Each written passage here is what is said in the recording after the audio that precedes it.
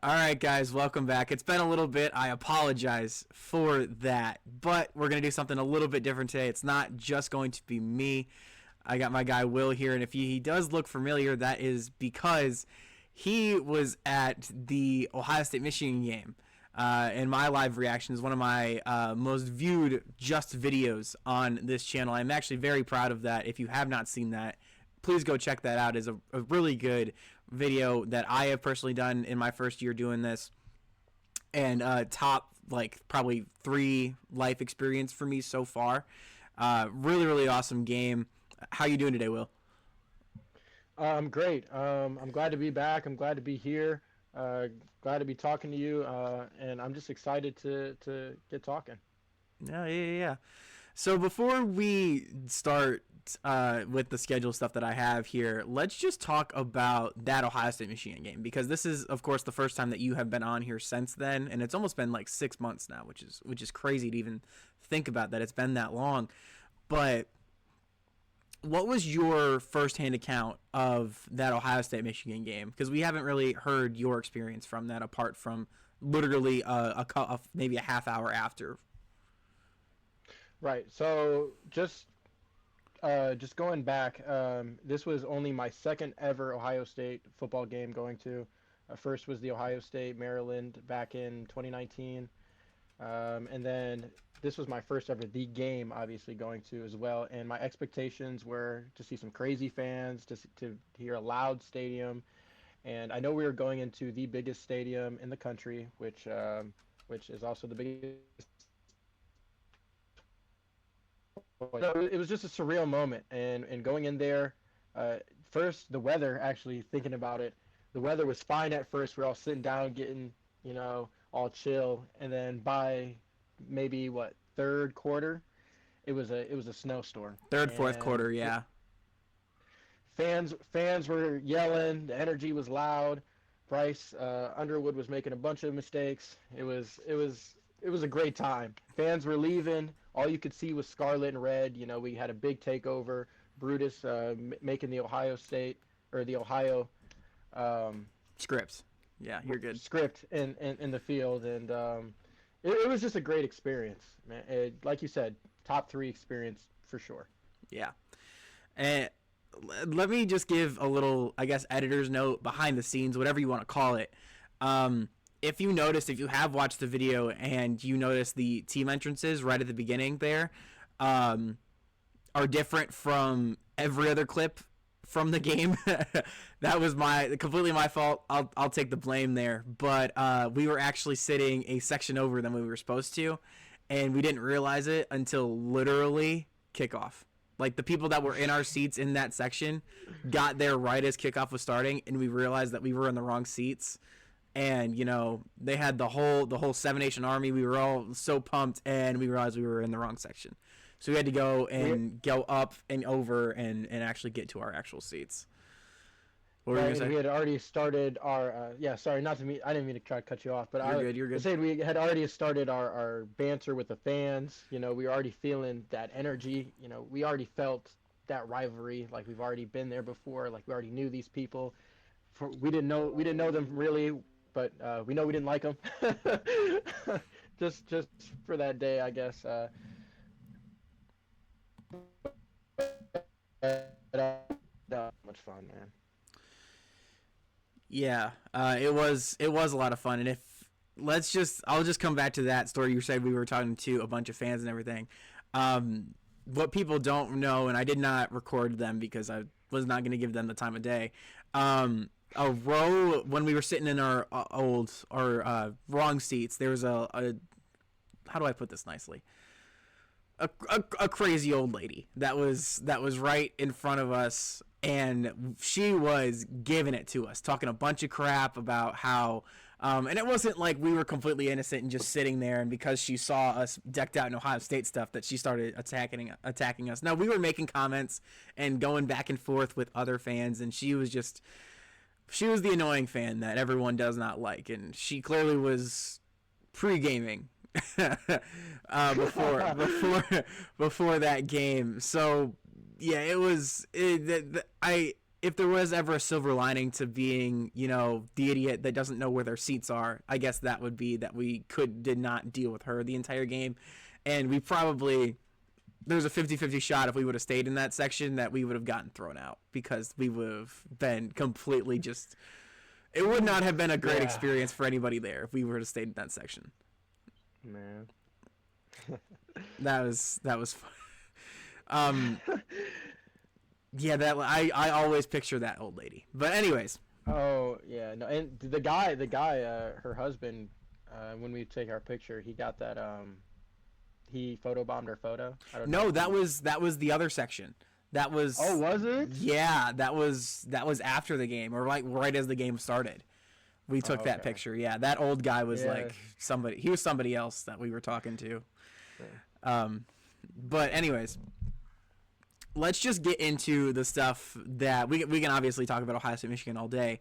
Let's just get into the stuff that we have planned. So if you have been living under a rock and, have not seen the news that is right now affecting both the NFL and college in different ways, Brendan Sorsby, as of a few days ago, declared for the NFL supplementary draft.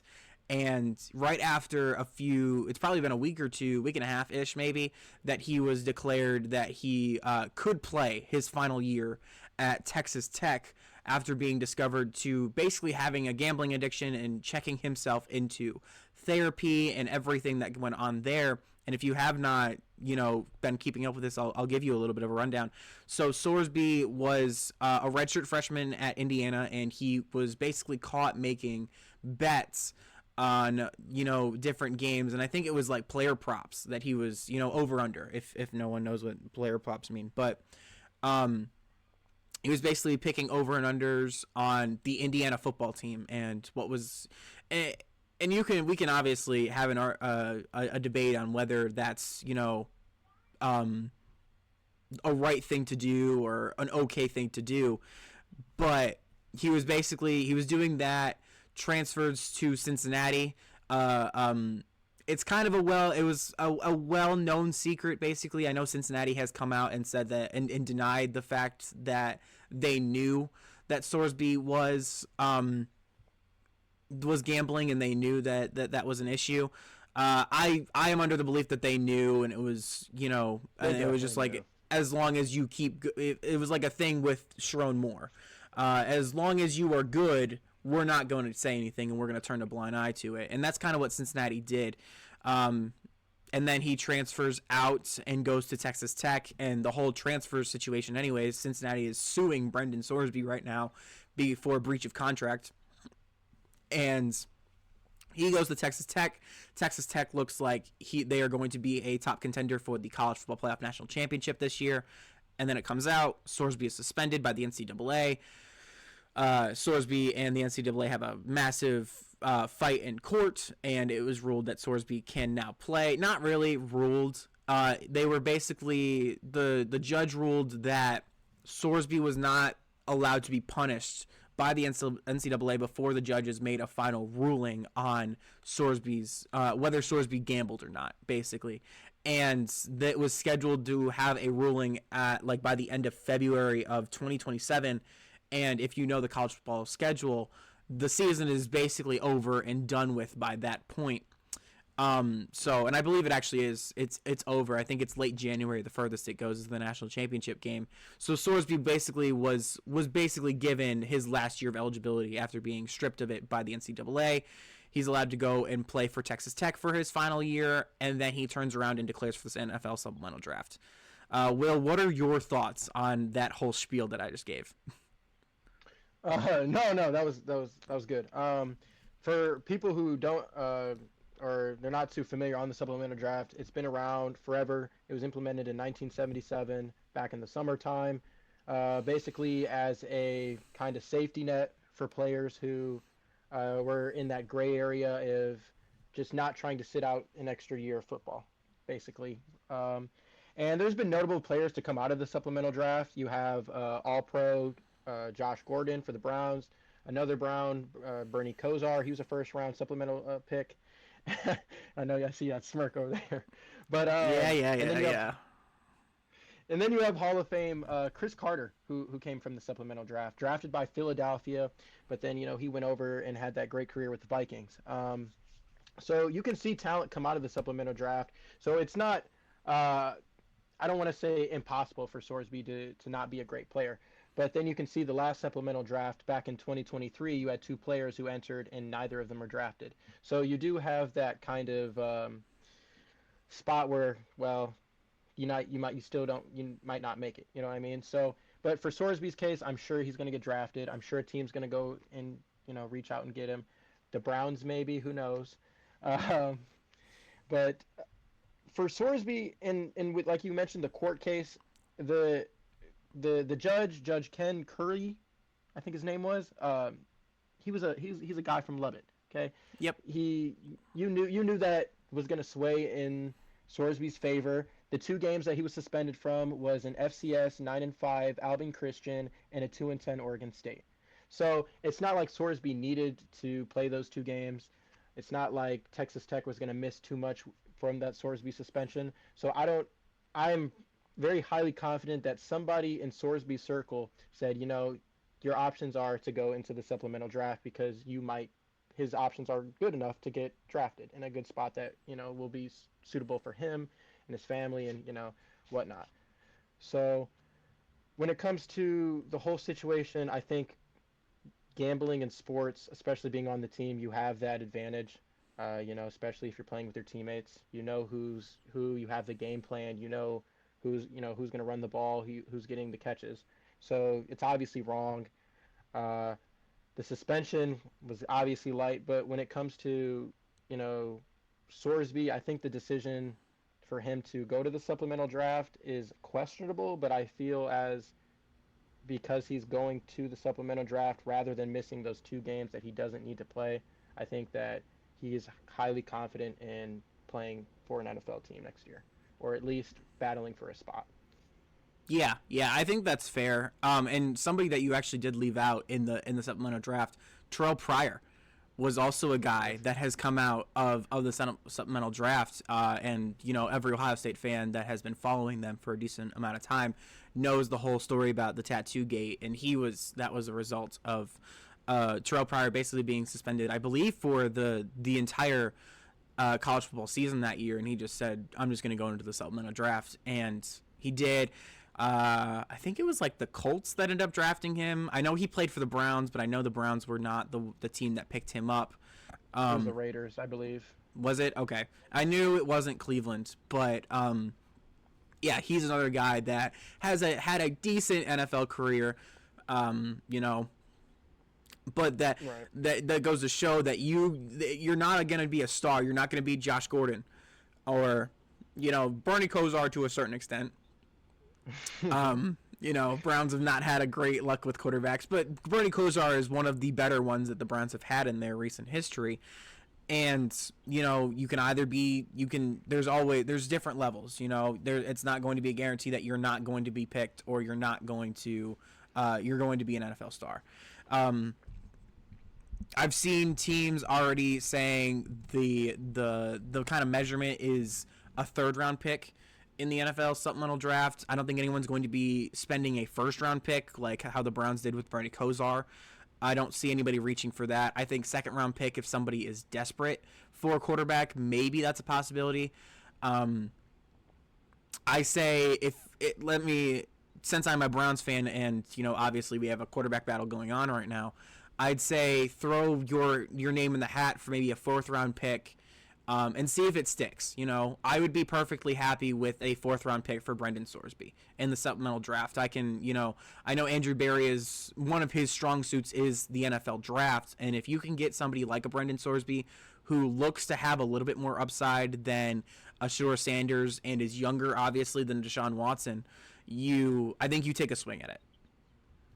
Absolutely, and then you got other teams like a Jets or a Colts team who are still in the need for a quarterback. I know the Colts just signed Daniel Jones to that long-term deal, but you don't know if Daniel Jones is going to, revert back to that Giants Daniel Jones, or he's going to have that crazy season that he did in the beginning before he got that injury. Or you have, like I said, the Jets. They're not going to stay with Geno Smith for long, and Cade No. Klubnik, they don't know. And then, I mean, obviously, you're going to have that Arch Manning eventually. Where is he going to land? Right. But I think for now, I think like you said, Sorsby is a pretty safe pick for most teams who are kind of in a quarterback-ish needy scenario. And I kind of wish I wanted to see him another season at Texas Tech. I didn't, you know, that's obviously his own decision. He probably believes that the draft is the better way to go. But it'll be interesting. I think Brandon Sorsby will go to a team where he will have enough weapons. I don't think he's going to go to a Cardinals where he's going to have to struggle and have no weapons with whoever the Cardinals, Carson Beck, have a quarterback battle with him. And is it So, still Brissett? I think it's still Brissett is still their quarterback right now. I could very well be wrong yeah. on that, but No, he's definitely their quarterback, but I know they just brought in Beck, and I'm sure did they they? wanted to give him some. Yeah. I guess probably.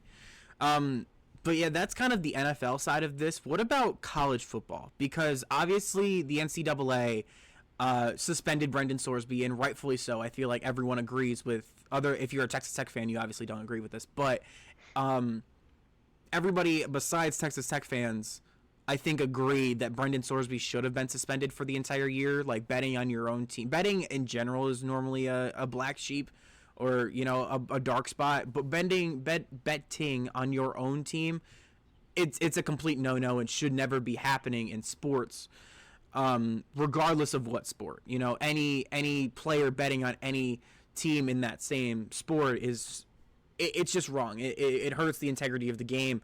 And the fact that Sorsby was basically given his eligibility back, it's another nail in the coffin of the NCAA. It shows that they cannot implement punishments, whether it's this with Brendan Sorsby, whether it's recruiting violations by multiple teams, or the Michigan scandal a few years ago where Michigan was basically given a pat in the head and said, go win yourself a national championship now.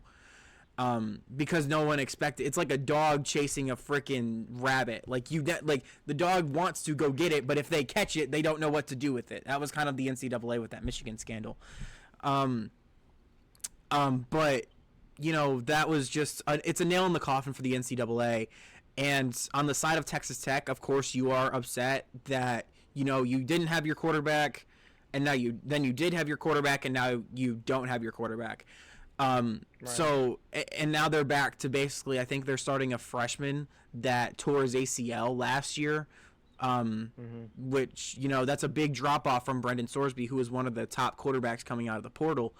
And we haven't even talked about the Cincinnati side of this, which we'll get to, but what do you think? Is Texas Tech future bright now, especially when it comes to this season? Are their playoff hopes kind of dashed without Brendan Sorsby? Are they still alive? Do you think they're still a contender? I think Texas Tech will obviously bounce back. They're a big Big 12 school. And they, like you said, Will Hammond, the quarterback you mentioned, who's came back from that injury, he's a 6'2", 210-pound quarterback. I think, obviously in that build, he's a 4-star. He'll be fine. Before he got injured, he threw for 680 yards, went 7 touchdowns for 3 interceptions. Not terrible.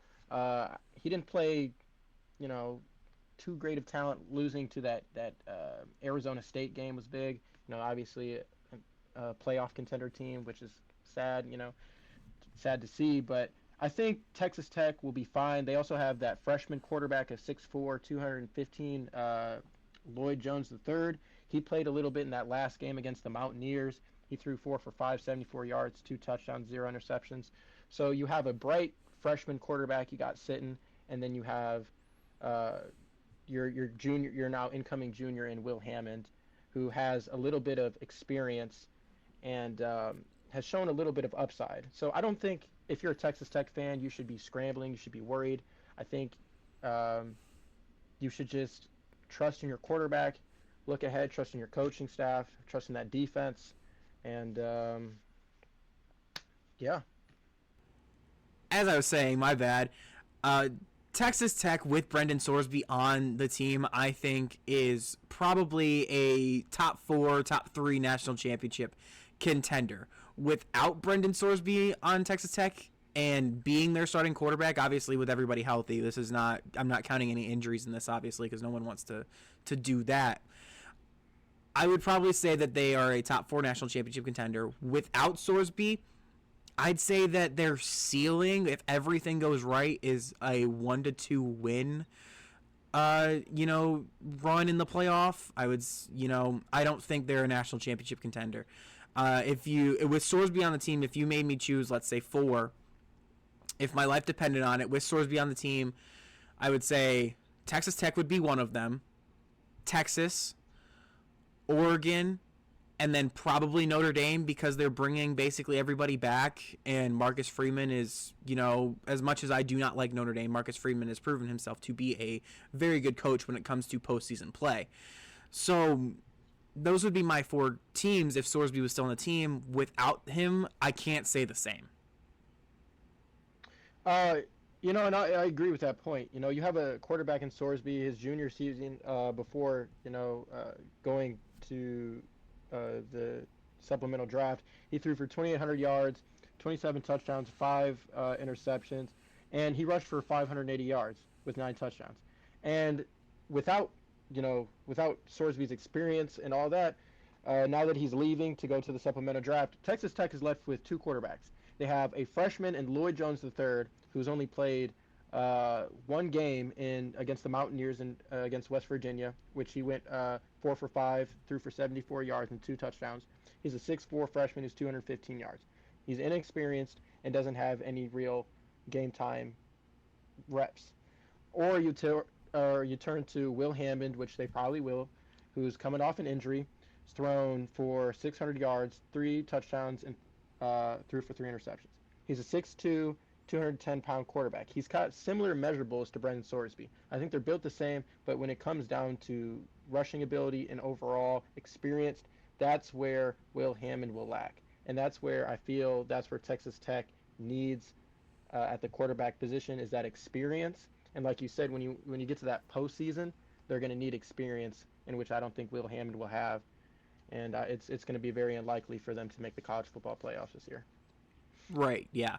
And then just to kind of, just a little bit, we're not going to address this too much, but what do you think about, I don't know if you ever even heard about this yet, but the Brendan Sorsby versus Cincinnati lawsuit that is going out right now?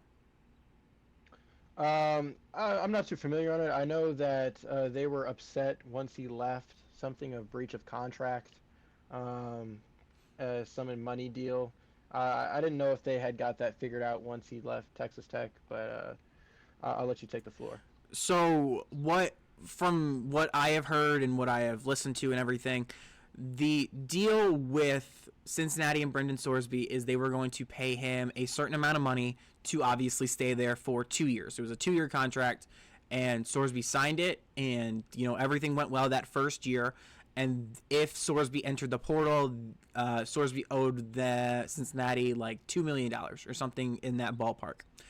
And Sorsby obviously entered the draft or entered the portal and went to Texas Tech, and Cincinnati sues him for breach of contract. And Sorsby is now saying that he doesn't have to pay because I don't even know what his defense is, but basically he's saying that he does not have to pay in that contract, and they're basically taking it, I believe, to court.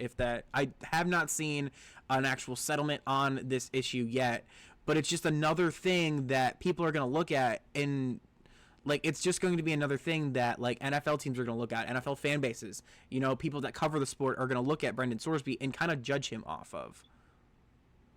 I agree. They're going to not only judge Brendan Sorsby, but they're going to judge just college football in general. Just another issue with the NIL. There's a bunch of pushback to begin with, and now that it's given players this leeway, kind of this leniency to where they're in control of their own, their own destiny, really, and they make the money that they want to. It's caused all these issues. It causes these gambling issues, like you said, this lawsuit. And so it just kind of puts a bad name and reputation on the NCAA as a whole and for college football. Yeah, and just to be clear, I don't want to get anything else, mixed in here. I can't speak for everybody, obviously, but I think we all can agree that players should be getting some compensation from the schools that they attend when they're playing stuff like sports like football and the majority of sports, I think, if not all of sports.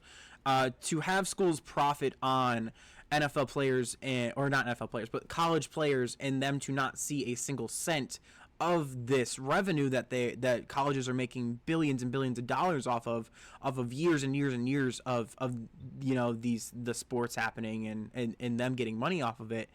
I feel like the concept of NIL everyone should agree with.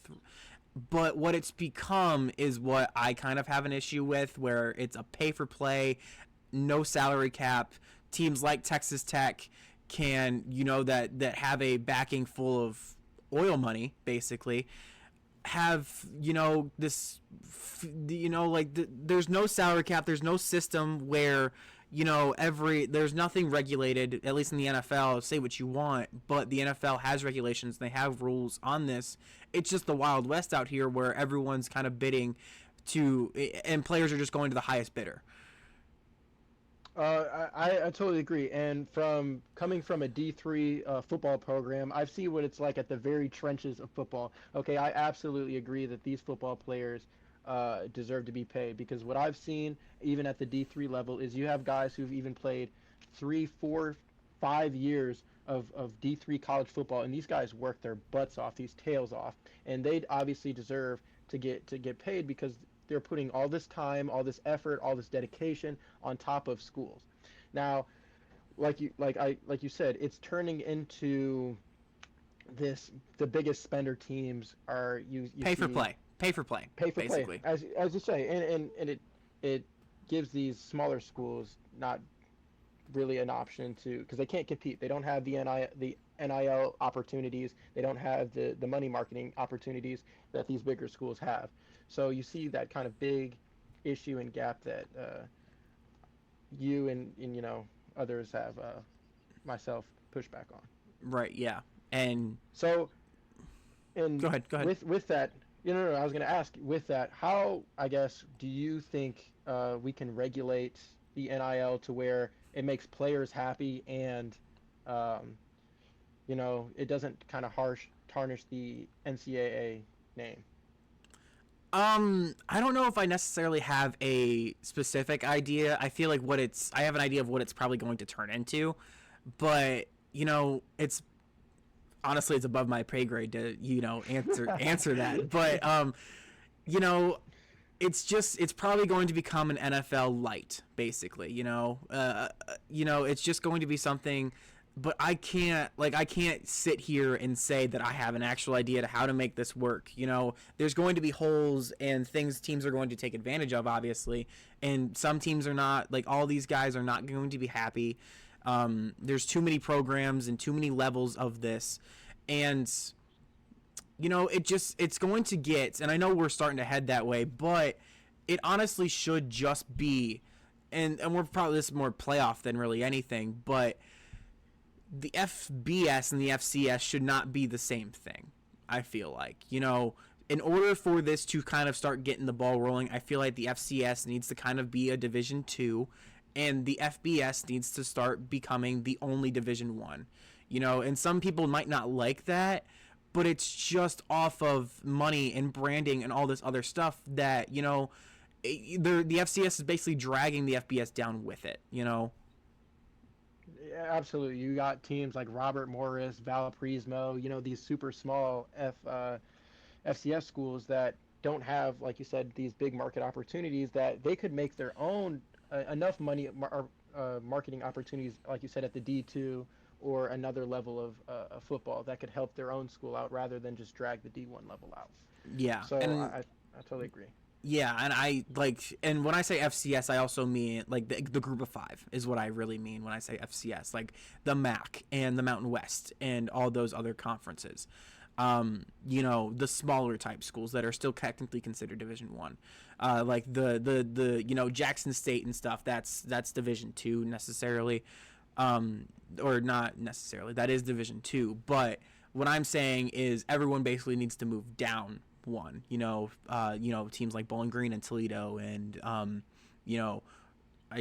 why am I blanking other Oh, Group of 5 teams? But oh, you're talking about Buffalo. You're talking about Eastern yes, Michigan, the whole. yes, the whole like the MAC, the Mountain West, You everything. Now that Yes, shakes it up. That yeah. shakes it up. You're talking about the MAC moving down. The MAC. See, hold on. I'm you saying the MAC moving down to a Toledo Yeah, Rocket student, and I'm I'm gonna just not. being. Now I have to put my own. It wasn't personal until now. I think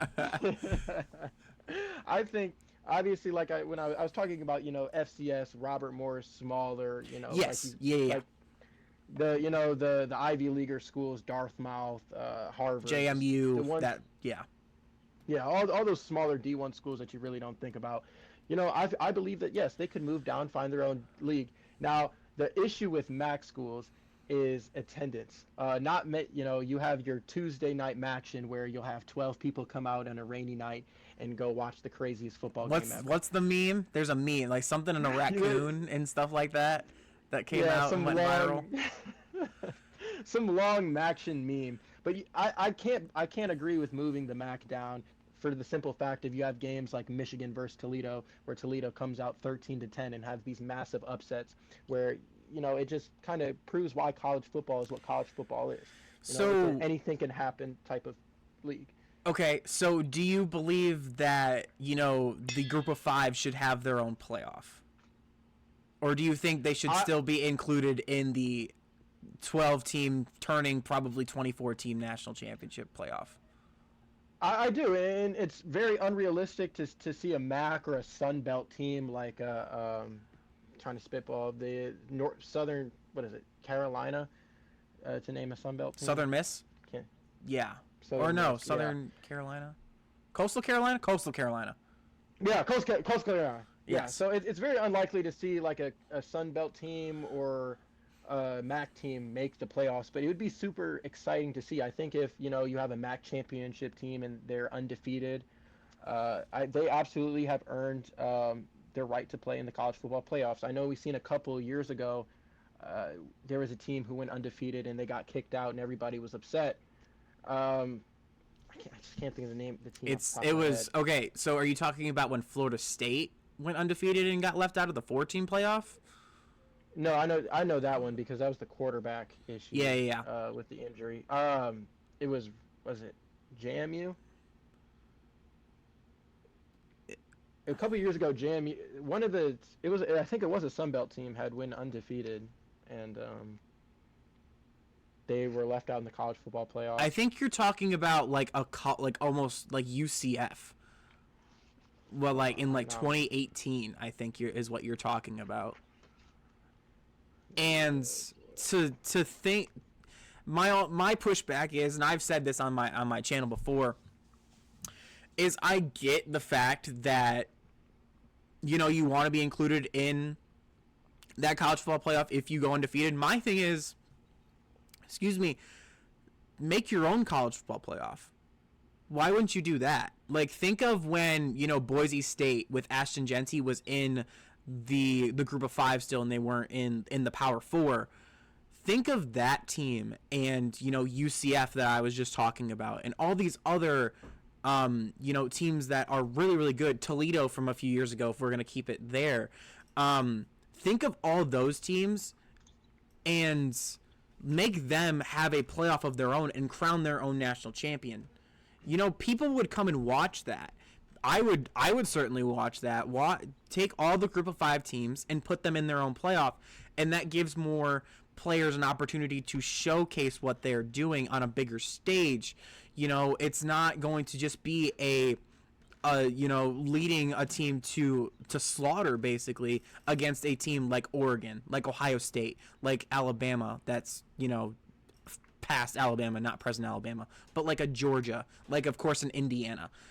I would say let them have their own playoff and give more players the opportunity to showcase themselves, and I think that would really help the Group of 5 a lot. I think that is a great idea, and I don't want to put too much pushback on that. I just have to disagree on the fact that we can't move the Big 5 down. It adds too much excitement to college football. And I know you said people will come out to watch that type of playoff. I'm not saying I'm not saying that the group of 5 can't play the Power 4. I'm not saying that at all. Like obviously there's some teams that play each other. I still think you can do that. I'm saying don't keep a playoff spot just for the Power 5 because they're not going to win the national championship. It really doesn't. You're taking away a spot that but you're not giving the other team, that school, a chance. Even though they are considered D1, they made that college football playoffs. They have earned that right to get that spot. I think it is completely unfair to the school and to the funding. You got to think these school programs, they make the college football playoffs. Imagine how much money and income that school is bringing. Okay, and sure. To take that type of spot away from them, I think is completely unfair. Well, hold on. Take away all of automatic qualifiers. Just like do the best 12 teams in the college football playoff. Does any group of 5 team ever make it? Does James Madison make it last year? Does Boise State make it a few years ago? It's just unfair no, they didn't. No, they weren't. Boise State made that 25 run. No, they weren't. They got demolished by Penn State. James Franklin. They were not. But that's my point. Boise State had played Oregon early on that year for Genty and lost. But Genty had still rushed for 300 yards. They still lost. That a small school team can compete against a big Power 5 school. Okay, what was the score? And that was what they earned. They earned their spot. And I'll look it up. It was Oregon versus Boise State 2020. No. I'm not talking about what was the score of last year's game with Oregon and James Madison and what was the other power? Because there was 2 group of 5 teams that got in last year. I'm sure it was something ridiculous. I'm saying give the Power 5 their own playoff and make it fair for them. Crown them another national championship for them. Make it better for them, not just to be, because if you're a group of 5 team and you're going in to play a Power 4 team, you're probably not going to win. Give them a chance to play more games and make a national championship for them. But I feel like then at that point, then you're just giving that national champion an asterisk to that school. Oh, then it's just a glorified bigger MAC championship. What about all the other? What about the lower divisions? Those don't have asterisks to them. They're still national champions. That's what I'm saying. Separate them though. That makes sense though. So you have their own national championship. If you want to combine with the FCS, cool, and have the best teams go up against them, and not make it like a lamb going to slaughter when you're going to play in Oregon and Autzen. It's a free win for Oregon. There's no way. You're taking a Sun Belt. You're taking a Sun Belt versus MAC championship, and then you're crowning a victor and calling it a different league. The Sun Belt, honestly, the Sun Belt might be a stretch to put in the FCS or in the group of 5. No, I guess not really. They're in the group of 5. Yeah, that's still a same quality team. Coastal Carolina and Toledo are on the same level. That's basically the same level. I absolutely disagree, because then you have the CUSA teams and like the Hilltoppers. They would get demolished. I'm not talking about like West Virginia going down to play in the FCS. Like Big 10, SEC, Big 12, and ACC. And then Notre Dame if Notre Dame ever wants to join a conference. I feel like that's fair. Which they need to. And you want to obviously talk about they college need to. football. You want to talk about college football spots. We could talk about Notre Dame not joining the conference. Well, Notre Dame, that's a whole different conversation that I could go on for another half hour. If there was ever a team, if Ohio State, Michigan never played ever again, I would hate Notre Dame. That would be the most hated team in college football. If Michigan just never existed and Ohio State just was like looking for another rival, don't play Notre Dame because I can't stand Notre Dame. But if there was ever a team that like I hated or ever hated more than Michigan or had a chance to be hated more than Michigan for me, it'd be Notre Dame. At a time it would have been Clemson. It's Notre Dame now for me. So I could go on for them forever. Well, I can tell you when it was Clemson. Oh, well, yeah. We all know when it was Clemson. We all know when it was. I still can't get over that 2019 game. But anyways, we'll just keep a pause on that. And maybe we can do a whole video about the group of 5 and the Power 4. Because that's actually a really interesting thing. Yeah. I think that is a great topic to dive into. So Yeah, and we'll just move on here a little bit. But as you all can see from behind my I guess co-host for this video, obviously a Cowboys fan. So what are your thoughts on the Dallas Cowboys entering this coming season? And be realistic. um, as a realistic Cowboys fan, I have to say we're going to win the Super Bowl. Good grief. I mean that is the bare minimum. It is Dak Prescott's 10th year in the league. He has all the weapons in the world surrounding him, 2 1,000-yard receivers and a 1,000-yard rusher.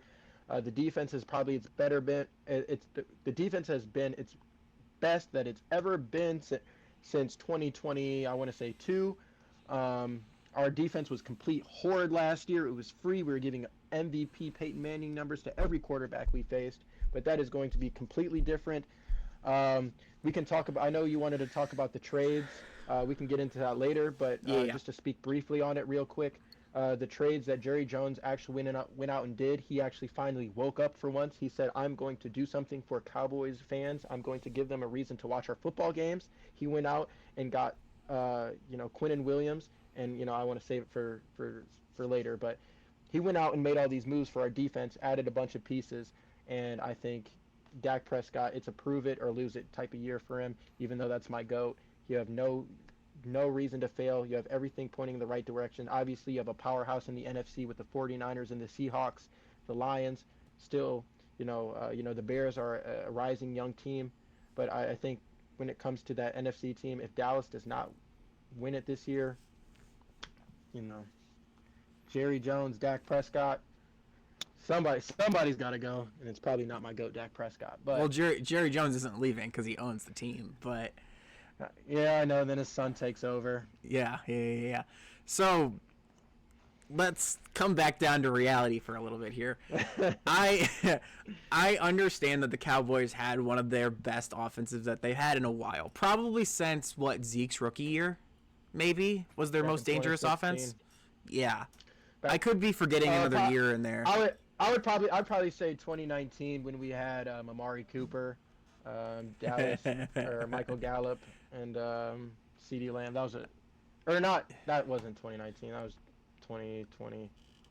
No, 2020 Yeah, was your God. bad year because you lost to the Well, our Browns. offense You was- lost to us in Our 2020. defense was bad. Our defense was terrible. Your offense was That's bad in 'cause our that de- game too. Our offense was good. We scored 39 points. I'm pretty sure. And still lost. And Anyways, Because our that's because defense was Odell Beckham Jr. ran like 200 yards. terrible. Ran for We like had 200 Alden yards Smith. in that game. And Alden Smith missed that tackle. May he rest in peace. Recently passed away. Yes, of But course. no, I wish he would have made that tackle. But yeah, so with Dak, I feel like he's a guy that looks, he can bring up a team when they're, not as good as you probably think they're going to be, but he's also not going to be a guy that's going to get you over the hump, if that makes sense. I think Go ahead. I was gonna say, I know massive criticism on Dak is that he can't finish big games. But if we look into his playoffs, he is 1-2 in the playoffs. He has a losing record in the playoffs. But if we look at those playoff games, we're talking about the Rams. We're talking about the Packers. Those type of games, his defense had let up. You forgot 49ers. You lost the 49ers too. And the 49ers. Oh my gosh, that Nickelodeon game. Yep. Yep. Yeah. Mm-hmm. When you Yeah, spiked the lost on ball with Nickelodeon. 0 seconds left. Yep, I remember that. That's a coaching. There's multiple factors other than to put it on Dak Prescott. It is a team sport. Winning a Super Bowl he is a spiked the ball with team- 0 is a seconds team left. stat, and it He was spiked the ball with 0 terrible seconds left. terrible time management within the play calling. I remember we threw the ball 3 times when we didn't need to. We could have ran the clock out. A lot of things could happen. Between the coaching, the defense, drop passes. Even in the Packers game, we let up 40 points. Our receiver slipped, which allowed Jair Alexander to get a pick 6. People wanted to blame it on Dak, but our receiver slipped. I don't want to put too much pressure on my GOAT, but unfortunately, it is his 10th year in the season. It's a make-it-break-it year. You have coming off of 2 1,000-yard receivers and a 1,000-yard rusher with a pretty good built defense. It really is hard to make excuses for Dak Prescott this year. Okay. And then, what are your? Because obviously everyone knows my thoughts on the Browns, especially recently. But what are your thoughts on the Browns going into this season? Woo! Well, And I know being this in is the gonna be lovely good. state of Ohio, it sucks that our Ohio sport team sucks. But my question is for Browns fans and for Andrew Barry, for everyone who loves him as a GM. Why He's are we great. loading up on quarterbacks? Why are we loading up on quarter? And then you gotta pick one, okay? Why haven't you let go of Dylan Gabriel yet? You're holding on to him for what? You've got this big contract in Deshaun Watson that you gotta still pay for. Are you gonna play him or are you not? And then you have young Shador Sanders, this late round pick that everyone is, think that the NFL blackballed, and when he really had a negative interception to touchdown ratio, and He then did. became a pro, He became a did. Pro Bowler. So Well, he became a Pro Bowler by a technicality. Don't get it like completely twisted. Like recent clips, your quarterback Shador Sanders has looked nice in practice clips, but anybody can look good throwing against practice squad players and no defense. So my question is, you have a big quarterback question in Cleveland there. Your receiver situation, you went out and drafted two good receivers, which I think was a great move. it's certainly Denzel better than it Boston, was last year. Yeah, it's certainly better. yes. Jerry Jeudy is he's just a guy. He is a jag, just a guy, a below average receiver. All Okay? right, we're It all is what right. it is. It is what it is. He has drop Who said issues. who said that? Not Ray. It wasn't Ray Lewis, was it? Oh my gosh. Steve Smith. Steve. Thank you. Yep. Okay. I knew you got it Just a from guy. somewhere. I knew you got it from somewhere. Just a guy. Jag. He's just a guy. And I didn't watch too many Browns games because why would I? But maybe you All can right. comment. All right. How's the offensive line looking? So with my thing is the offensive line was bad last year. Every Browns fan could see that, but it was because we were old. You know what I mean? The most viewed piece of video on my entire channel is that short from myself reacting to the Spencer Fano pick in the NFL draft this year, and oh man, there's so many comments on that, but I'm not even going to get into that. My concern with the offensive line is with Spencer Fano, not because he's not a good player. I think everyone that saw Spencer Fano as a prospect can say that, he's a guy that's going to be on your offensive line for years to come. It's just a matter of where he's going to play. He was a tackle at Utah, did have his struggles against, David Bailey, which was the best edge in that he played that last year out of Texas Tech.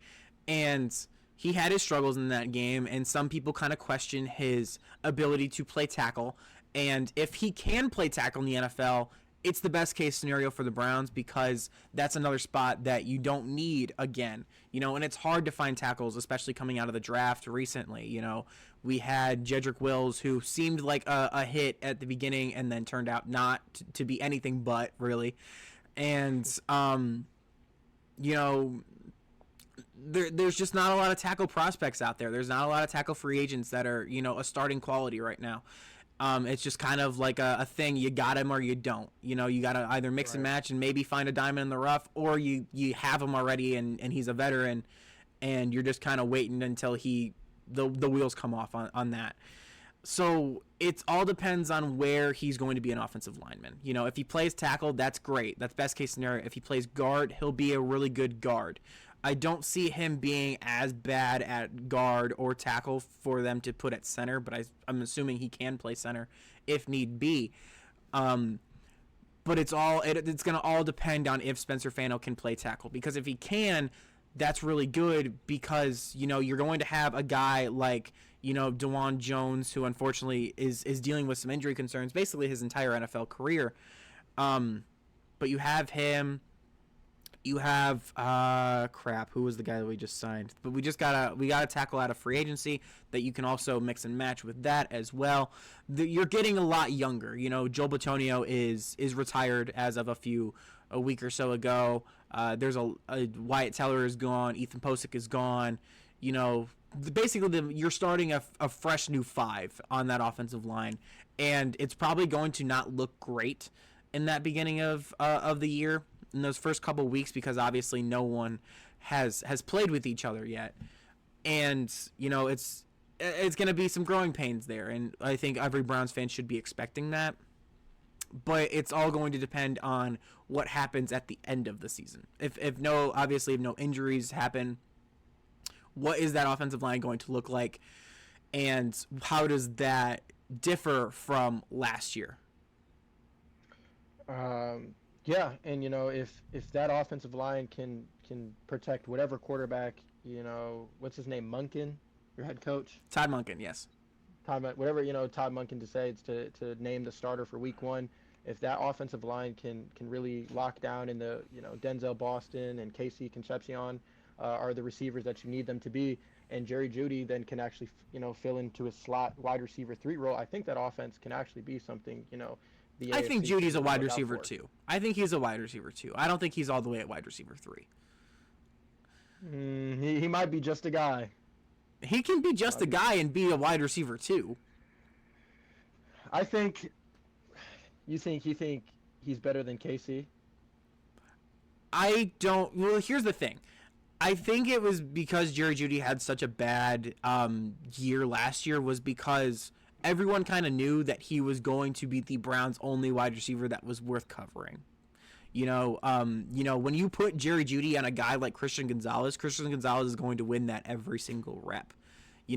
It's all about the, balance attack. If Jerry Jeudy is your number one receiver, that's not going to be, and your only receiver that you can rely on, that's not going to be a recipe for success. But if Jerry Jeudy and Casey Concepcion and Denzel Boston and Isaiah Bond, if he continues to improve like he did last year, if those guys can get in and become more threats in the passing game, that's just going to be good for Jerry Jeudy because he's not going to be the only guy that deserves a defense's attention. So yes, he did struggle with drops and did not look very good, but I think that was also because defenses knew that he was the only wide receiver that deserved their attention. Yeah, but I feel like if you're gonna pay, or I don't remember what you guys traded for him. I don't know if it was a 3rd-round pick, but when you go out and get a guy like Jeudy like that, you're kind of expecting him to fill that wide receiver 1 role. So, with what you're saying is for him to become a wide receiver 2, now I still feel like if that's your belief, then if they're to bring in more receivers to sort of lighten off the load for Jeudy, then he should fill in more better in as that wide receiver 1 then, rather than that wide receiver 2.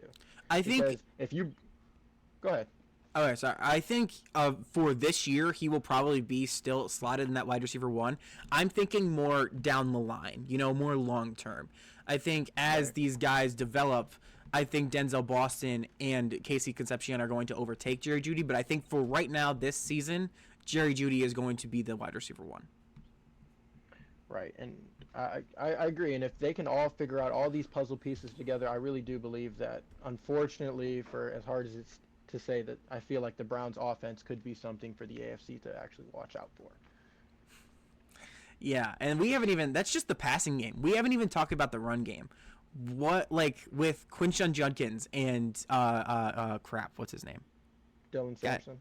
Thank you. That was bad on my part. But with those two being – a tandem, and hopefully Quinshon Judkins can get back from his injury. Of course, he broke his ankle, I think it was, broke his foot, broke his ankle at the end of last year.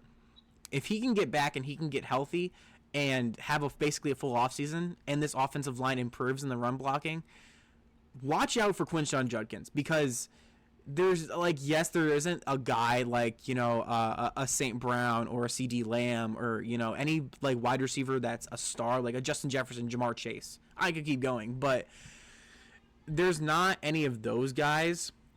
But there's a lot of role players, and if they play their role, this offense could go from the worst offense in the NFL to a mid-level to even a upper mid-level offense. And if the defense can kind of plateau a little bit, I think they're going to fall off without Myles Garrett. But if they can kind of hold their water a little bit, this team could be a playoff contender like that. They could do something. Is it realistic? Probably not. but it's not like the Browns are guaranteed to not be at least a dangerous team to play like they were last year and unfortunately the season before that. Yeah, no, and I totally agree. Now, before we move on to the trades, because I kind of wanted to pivot down to now to the defensive side of the Browns. Um, Actually, real quick, I do want to make a point of Quinshon Judkins because I do coach. Quinshon Judkins came here locally and did a camp, and just for your own assurance, that boy is big, buff, and he's looking nice. Uh, I'm not gonna lie. He came over for his own camp here in Holland, and did a camp with a bunch of the kids, and I got to help out, and he was doing one-on-ones with the kids, and I don't think that ankle's bothering him at all. So, I mean, I think, yeah, that's very comforting. I think, Hopefully it works out, but that's a comforting sign. Yeah, Browns fans, you'll have a reason to turn on your TVs this year for sure. For sure. Yeah. I don't think it's going to be a thing where we kind of felt last year where we're like, okay, let's just get this over with. I think it'll kind of be that 2017, 2018 year when Baker Mayfield first started, and it was like, wow, we're actually excited to watch the last game of the regular season, even though we might not make the playoffs. It might kind of be like that. But yeah, let's transition to, unfortunately, the biggest news of the offseason. You are a Cowboys fan, you felt this last year. What was your initial reaction of the Myles Garrett trade? Because everybody saw my initial reaction. If you have not seen that video, please go check that out. But what was your thoughts on it? The Myles Garrett trade, man. I was completely just one. I hope Aaron Donald does not come out of retirement. I don't know. Oh my God. I don't know why they're pushing this narrative now that Myles Garrett is on the Rams, that they're trying to push this man out of retirement. Aaron Donald, please stay at home. Please stay watching from your TV screen. For all 31 NFL teams' sake. Oh my God. That would be horrible. That was a big thought in my mind, is they're trying to push him to come back. But now the NFC is, one, you have the Rams, who are already stacked. They already had their Super Bowl winning team, and now that they're getting more talent in a Hall of Fame player in Myles Garrett, that is obviously scary. Their GM, his whole mindset is F them picks. He clearly showed that they're giving kind of their future away to the Browns, in which could be beneficial for Cleveland.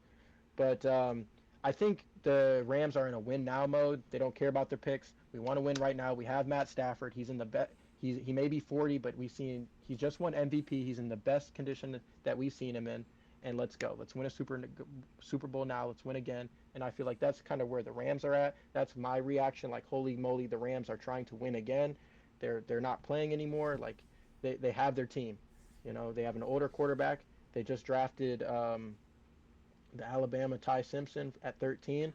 They're already planning for that rebuild, which was so stupid. That was the most stupidest pick in the first round. That was so dumb. They completely blew the win now, and I guess they want to start their future for when Matt Stafford is done. But the fact that Myles Garrett is on that team is not fair for the Browns. This is a great situation. You're trading away. Unfortunately, I know this is a franchise player for you guys, but if I'm a Browns fan, I'm looking at it at, hey, he's 30 years old. He might slow down, and I'm getting a first, second, and third round pick. So, if I'm a Browns fan, you have a little more freedom now to kind of build and really solidify that playoff team that you were just talking about. This is something that we're definitely going to disagree on. As a Browns fan looking at it, I hate this trade. I do. I really do. Huh. It's not that you just traded Myles Garrett to the Rams and basically gave the Rams a win now window for the next 1 to maybe 2 years. It's not just that. It's the fact that you only got 1 first round pick for it. You saw all these picks, like every single trade you see for a star caliber player, what does a team normally get? Multiple, one, or at the most part, multiple, or at the least, 2 first-round picks, right? And there's other picks that are also in there, but it's mostly 2 first-round picks. Maybe a player in there too, another pick in there years down the line. The Browns got Jared Verse, who is a good player, and 1 first-round pick for this coming NFL draft. I mean, But hold on, just give me 1 second here, because this was such. The fact that the Browns gave Myles Garrett away for just 1 first-round pick in a year where the Rams are basically going to be at the very worst in the playoffs, if not going to the Super Bowl, it's basically a second-round pick. It is a 30 pick. It's pick 30 to pick 32. That's basically where we're at this point.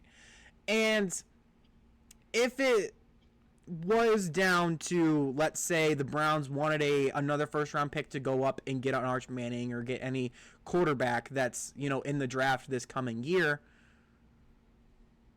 Jets have more first-round picks than you, and they're probably going to be better, more better first-round picks. The Cowboys have better first-round picks than you because of the Micah Parsons trade. That's 2 teams right there that are probably going to, if Dak doesn't pan out, Cowboys are going to be looking for the quarterback. Jets are always looking for a quarterback. And yes, this is a deep quarterback class, but you're probably going to want the best quarterback that you can possibly get, right? Like the fact that the Browns are going to have a pick that is probably going to be better than the one that they had last year, and a pick that is going to be a glorified second-round pick is ridiculous to me. If you are going to trade Myles Garrett, why don't you go trade him to Houston? If you are looking for a more foolproof, basically, trade here, and you wanted a guy like a Jared Verse, Will Anderson is right over there in Houston, and the Houston Texans offense is not the LA Rams offense. They don't have Matthew Stafford. They don't have Puka Nacua. We love CJ Stroud over here. CJ Stroud is my number 1 quarterback in recent Ohio State history. He's not Matthew Stafford yet. And I don't even think he might not even get to be a Matthew Stafford. And Puka Nacua is not on the Houston Texans. He's just not. So if you wanted to go and trade Myles Garrett, trade him to Houston, and maybe the Houston Texans offense is a disaster, and you go and get a mid-level first-round pick for him. Don't trade him to the LA Rams, where you're basically guaranteed to not have a mid to high first-round pick. You're guaranteed a low first-round pick, and you're basically guaranteeing that Myles Garrett and the LA Rams are in contention for a Super Bowl. Hey, Andrew Berry liked his second and third. Here's another thing about, I guess you could add it to the second and third round pick that you guys did get. You got a 2028 second round pick. So you have to wait 2 years to get to use that second round pick. And then your third round pick that you got was in 2029. So now you have to wait 2 years to use your second, and then you got to wait 3 years to use your third. You know what I mean? So you don't even get to use the picks right away. I know it's a more long-term deal. I see the value. I get what I said, but from your perspective, the value of these picks are just not great. And another thing I completely forgot about. I completely forgot about this. What happened? You know that the Rams are going to probably be a playoff contender this coming year. We have no idea what they're going to look like next year, the year after. Like, if the Rams win a Super Bowl and they fall apart the year after, which is not the most unlikely thing to ever happen in the NFL, right. Like, there's your opportunity to get a high-level draft pick. Hey, sound familiar, anybody? The Houston Texans did the exact same thing to us. Like, if it sounds any familiar, it's because we were the ones that were getting the short end of the stick there. And it wasn't even for guaranteed good players for Deshaun Watson, who is, for the past 2-ish years that he's been playing have been a top 3 worst quarterback in the NFL. And that started the Houston Texans rebuild right there. Now we're getting a first-round pick that is basically going to be a thing. Oh, look what we have. Well, the Jets and Cowboys over here have multiple first-round picks that are going to beat you out. Great point. And let's compare it. Let's compare it to that Micah trade. Okay, I'm not trying to say that obviously Myles Garrett is a way better player, but I think Micah Parsons is up there with a high caliber. Yeah, Micah Parsons has even said that he's not touching Myles Garrett. That there's no debate with that. Okay, so yeah, so I don't want to make there a debate, but I want to make the point that Micah Parsons is a top tier level defender in the league, and the Cowboys were able to get 2 first-round picks and Kenny Clark. They got 2 first-round picks and a player on top of that just for Micah Parsons, who's an outside linebacker who traditionally, is a rushing type linebacker. But like you said, for I think a better player that the Browns had in a guaranteed Hall of Fame player in Myles Garrett, to get less value out of that, and for the Cowboys to have I'd say a similar tier defensive player, but to get more value out of that. And now we have more upside because Jerry Jones used one of those first-round picks to go out and get Quinnen Williams. So now you have Quinnen Williams, Kenny Clark, and then they used that first-round pick to go get Malachi Lawrence. You have 3 first-round players now for 1 player, for where the Browns traded their best player and got a first-round and a couple of second and thirds. Yeah, and Jared Verse is also a first-round player. He's not Myles Garrett. That's the thing. No. Kenny Clark is also not Micah Parsons. But absolutely, the picks that the Cowboys got were better than what the Browns got, and Micah Parsons is not a better player than Myles Garrett. Agreed. And if I'm Andrew Berry, I'm looking at that Micah Parsons because I think that's the closest example that you have to a big top tier defender trade. So if I'm Andrew Berry, I'm looking at this Cowboys trade like this is what I can get out of a top tier defender player. So I don't know if Andrew Berry. I don't know. Hey, I'm not a Browns fan. I don't know what he saw. Jared Verse, if he goes and breaks the sack record, then maybe it all makes sense. But highly unlikely, but yeah, sure. We shall see. And here's another thing that not many people are talking about either. You are not a Browns fan. Why don't you name another corner on the Browns roster besides Denzel Ward? Martin Emerson. He's not on the team anymore. He's not on the team? No. Oh. You are proving my point right now by saying absolutely nothing. The fact that the Browns just traded away their best player, not only on defense but on their entire team, but also trading away Myles Garrett, what do you think the Cincinnati Bengals are looking at right now? The game plan against the Browns, we would never dare to run an empty backfield without a tight end or a running back chipping Myles Garrett. You would not dare to do that. Guess what the Cincinnati Bengals are thinking now? We can sure run a dagger or a 4 verticals or something and take a shot at a defense at a secondary that's not very very good, but they are not. I don't know how good a way to say it. They're untested, I guess you could say. They're trash. Joe Burrow is coming out in a 3x2 empty set every drive, and he is going to hang 500 yards on the Browns' secondary. Actually, I take that back because they went out and got Emmanuel McMorrin. Shout out Toledo. And yes, I think the safety room is something that we can look at and say, yes, that is a good part of the defense. Linebackers, same thing. Defensive line is going to be a step back, but it's still going to be a top defensive line with Mason Graham and Jared Verse and everybody on there, and Alex Wright and everybody on there. But it's going to be the corners. Denzel Ward has had his injury problems. He was healthy for the majority of the season last year. But what happens if he's out for 3 weeks, 4 weeks? Who do you have? You have Tevin Jenkins. Even as a Browns fan, I probably can't name the next person.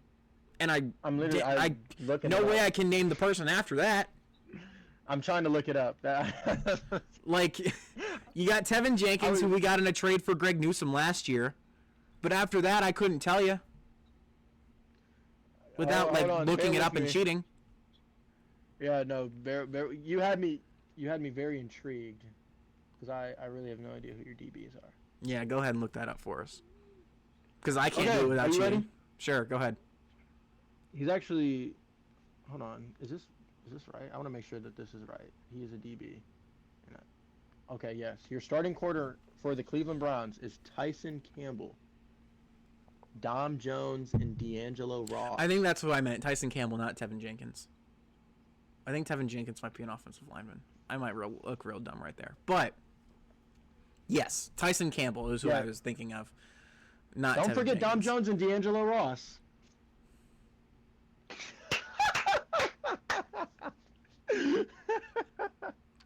They better be the next Richard Sherman for this Browns. Like, that is exactly my point. Without Myles Garrett there to kind of prevent teams from even thinking about testing that secondary, because Myles is getting in there and you're gonna have to test the linebackers. You can't test the secondary because you don't have time.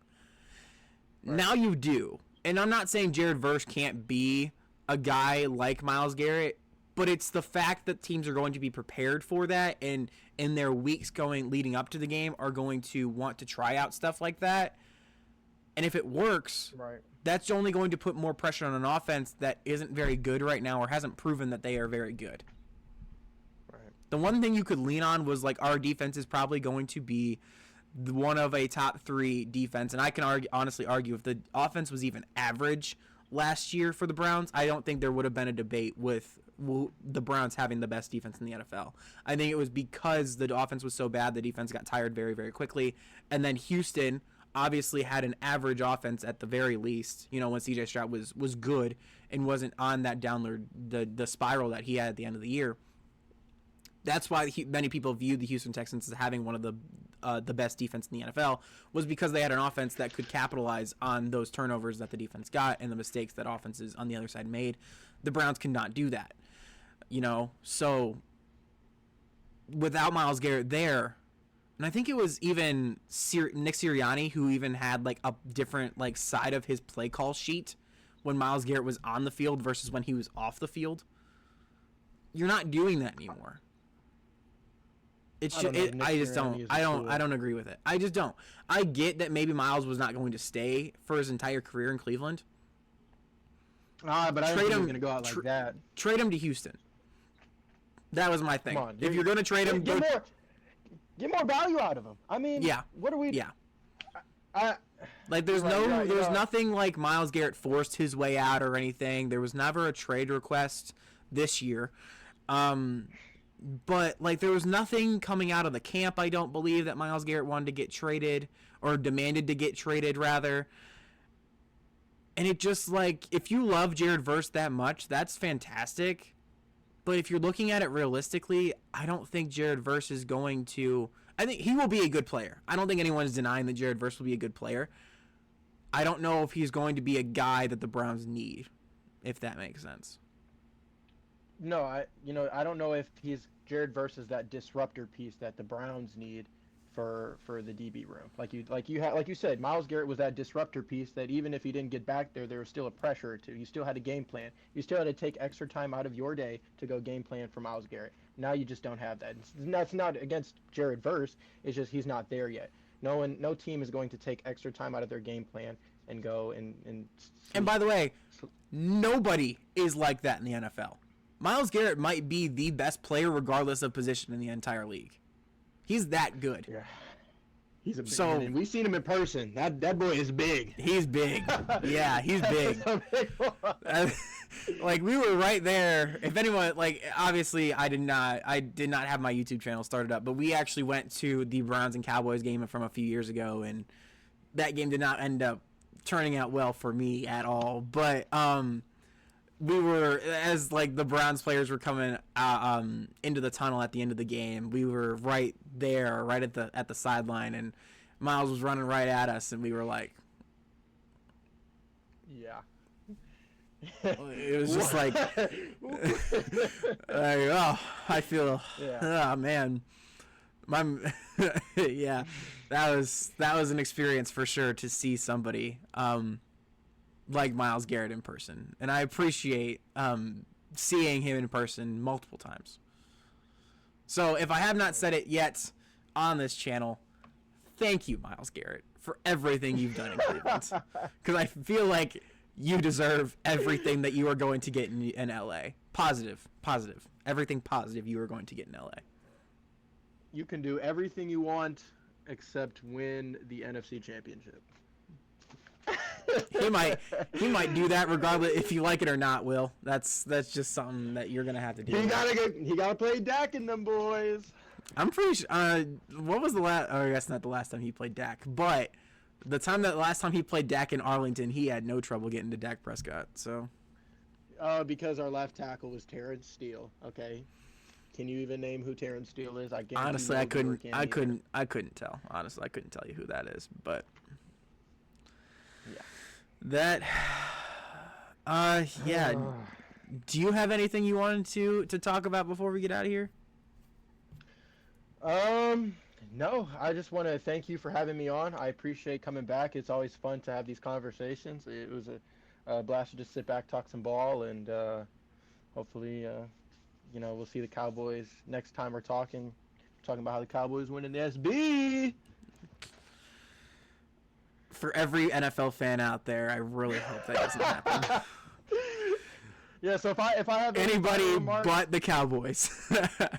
Cowboys to the Super Bowl. I hope you guys enjoyed this. I hope you guys enjoyed this. Whatever you want to call this. But until next time, guys, have a great day, and I will see you when I see you.